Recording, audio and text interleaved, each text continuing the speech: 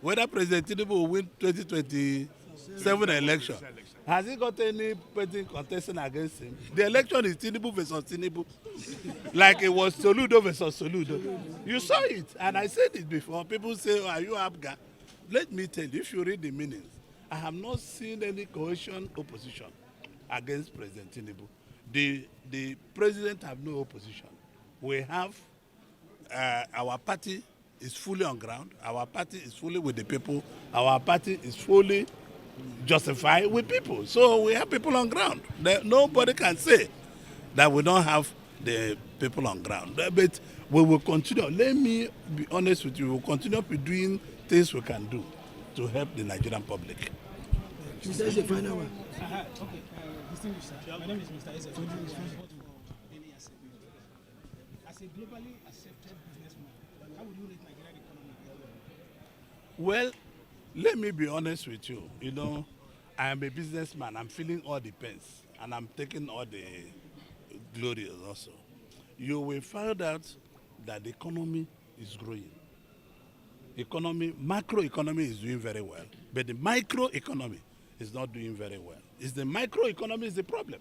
So, and this is why you see the Chief of Defense Staff, the newly sworn in Chief of Defense Staff, the service chiefs, and all the rest of them are fighting very hard to drive away this bandit. Our economy, if you see the micro type of it, we are doing very well because foreign investors are coming. Everything is to trickle down for the masses to have daily food, go back to farm, and it's only going back to farm that can bring the real growth. Going back to farm, allowing people to move freely in all parts of Nigeria to sell their goods and remember they are good sellers. To me, presidents are putting his life to revamp the economy. And that is why you see the Senate is also fighting very well to revamp the economy. Thank you. Yes, my name is Sunday Abolisha. I write for this day newspaper, sir. So we've been seeing defections from other political parties into the APC. And so in Abia State, we have a governor who is a member of the Labour Party. And some people are saying that there's a likelihood that he will join the APC. I don't know whether you have any information about this. Well, let's be honest. It's neither me or other senators or Senate President or President Tinubu have not forced any governor to join our party. On occasions, I have seen my governor. He's my governor. I have a lot of respect for him. He's my friend and my former banker.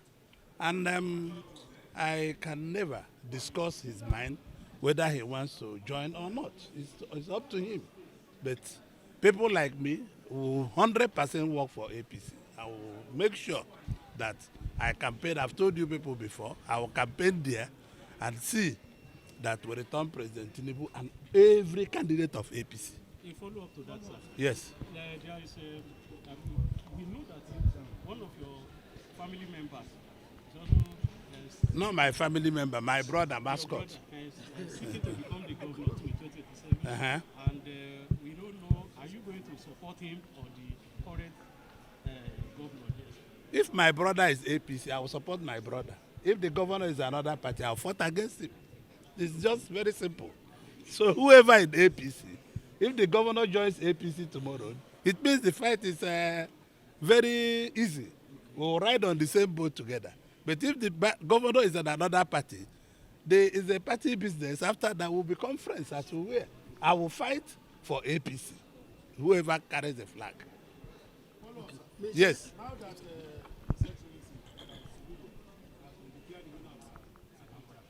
you expecting him to join APC? Well, I think after all the court cases, he's a progressive. Soludo is a progressive like Mr. President, like me, like the Senate President, like the governors of Imo, Ebonyi, Enugu, and Lagos, and other governors that are progressive, and Kwara, they're all progressive. So Soludo is a progressive. I don't see anything wrong with him. He will come to APC. It's confirmed he will come. He has no alternative than to come here. Distinguished sir. Yes. I'm Heru Mora, report for Vanguard. Are you not my friend? A very close friend, sir. Sir. So don't embarrass me if I'm your, No, I'm you're your my- friend. No, I know what I will ask you, sir. Okay. Sir, President Donald Trump has made some remarks that have been making Nigerians unsettly in the last couple of days. Distinguished sir, as a former governor, former whip, you've been around and you are very close to former US presidents and even senators. What is your response to this and what do you think should be the way forward for Nigeria as a country? Well, see what Donald Trump said, I will also disclose myself fully. I'm pro-America. So for anything I will say, know that it will be pro-America. Did what Donald Trump say, is he a lie? The answer is yes. It's not a lie because Donald Trump said the truth. Nigerians are being killed, whether they are Christians or Muslims. Are they not being killed? If they kill people in Plateau, they go to a church in Plateau, those they will kill are Christians. If they go to Benue, the majority of people they will kill in Benue are Christians. If they go to Zamfara, majority of people they kill in mosque there are Muslims. So these people are jihadists. These people just want to destroy Nigeria. So we should call a black name on them without any pity. They will be smoked out. Let me also tell you, the American president cannot talk anyhow. In my own little way, I have spoken to two former presidents, one Republican and one Democrat, and they all agree that they will help. I've spoken to about 6 senators, sitting senators in the U.S. Congress. So they've all said, we will help you people. But let me tell you, before President Trump says a word, mind you, that the American intelligence community must have found out where these people are living. All these ones we are talking is rhetoric. And you can see Nigerian Air Force, possibly the information that have been given to them by the U.S. authorities and say they are there. And you see Nigerian Air Force in the last 3 days bombing the homes of these people. And that is what it should be. We should not pity anybody who is a terrorist. We should not. We should not. When I was governor, you remember I was governor, I formed the Bakassi. And the Bakassi was not about boyfriend and girlfriend. The Bakassi was about criminals. So if it's there, we'll smoke them away. And I can tell you, from everybody serving in this government, from President Tinubu to Vice President Shetima, everybody is committed to smoke these people away. But you people who are journalists and community people should also help the military and the people to tell us really who are the members of this sect that are doing this. No person it's also the same Americans that caused the problem.